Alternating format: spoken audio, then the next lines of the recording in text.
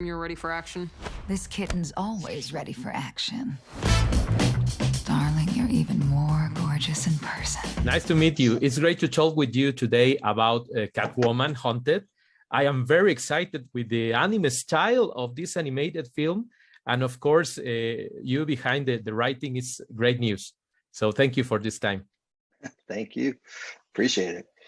Thank you, Greg. Please tell us, how did you conceive this story centered on Selina Kyle? She's a character that I'm really interested in. Great work has been done with her over the years, but I go back, to the 60s, to Julie Newmar and Eartha Kitt playing her, and Lee Merriweather on the old Batman TV series with Adam West.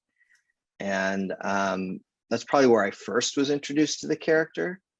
But then, in the 70s and stuff, there was a whole period where Selina was Bruce Wayne's girlfriend. And it was an uneasy alliance between Selina and Bruce and Catwoman and Batman. And in those days, somehow she didn't know that Bruce was Batman. It was fascinating. But, so much is done with her, turning her from a villain to anti-hero to sometimes a flat-out hero. But I tried to get down to the core of the character, what made her work. And there's an element of the, obviously of the cat burglar there, and the seductress. And I just sort of looked at it and said, I knew that Warner Brothers Animation was really interested in doing another anime movie after the Batman anime movie that they had done. And I thought this is a character that could really lend itself to that. And in particular, I took inspiration from Lupin III, Castle of Cagliostro by Miyazaki, and which I was, I'm a huge fan of that movie, but I hadn't seen it in years and years. And I thought, I should go watch that again. And then I decided not to consciously. I sort of decided, well, let me write this thing. And then if there's a sort of back of my head homage to that movie, that's great. As opposed to me watching it and then I'd be flat out stealing from the movie because it would be so present in my mind and it's so great. I just thought this is a character who's sophisticated enough and funny enough and quick enough, and yet has an underlying seriousness to her core and to her motivations that we could have a really, really fun movie that on the surface might seem like fluff, but underneath had real serious undertones to it. Now, I'm fascinated with this anime style because it's not anime made in Japan, but it's anime style. And for the trailer I saw on the last DC fandom, it looks amazing, more colorful, less dark than a regular Batman war adventure. When you wrote this Catwoman adventure, you told us that you already had in mind that it's an anime style. Do you like the final result? Love it. It was animated in Japan. And all the pre-production was in Japan as well. I mean, there was some work done here, obviously the script and the voices, and we gave them inspirational art, mostly from the comics, to help them with the designs.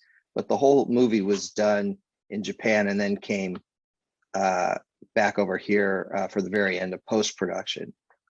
It turned out fantastic. I could not be happier with it. When you write a script, you're always a little nervous. Well, are they going to be able to pull it off? Are they going to be able to give you what you want? And here, in every way, I'm thrilled with how it turned out. Just couldn't be happier.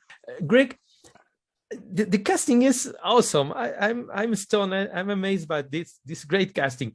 Do you have in mind that some actor in special with you were writing, like Lauren Cohan as Julia Pennyworth, I don't know, Jonathan Banks at Black Mask, you were writing the story and you say, well, I want Jonathan Frakes from Star Trek to do the voice of King Faraday. Do you have some influence of some voice on that casting? Yeah, I mean, I definitely had input on the casting. I have learned with new characters, not to overthink who's going to play. I mean, this was when I was younger, I used to always sort of cast in my head. And then sometimes you get that person, and then sometimes you wouldn't. And then you don't want to feel disappointed. So I've learned not to do that too much. On the other hand, I knew I wanted Kelly to play Cheshire. I knew I wanted Zara Fuzzle to play Talia. Lauren Cohen is an actress that I admire a lot. So is Elizabeth Gillies. I was a huge fan of her in Sex and Drugs and Rock and Roll. She's someone that we actually tried to get on Young Justice, and the timing didn't quite work out. So she was somebody that I suggested here. Stephanie Beatriz did not cross my mind, if I'm being perfectly honest, though I adore her in Brooklyn Nine-Nine, and just saw Encanto not too long ago and think she's amazing in that. And so I'm, always thrilled to be able to, use them again, because, I know I'm getting great stuff from them every time.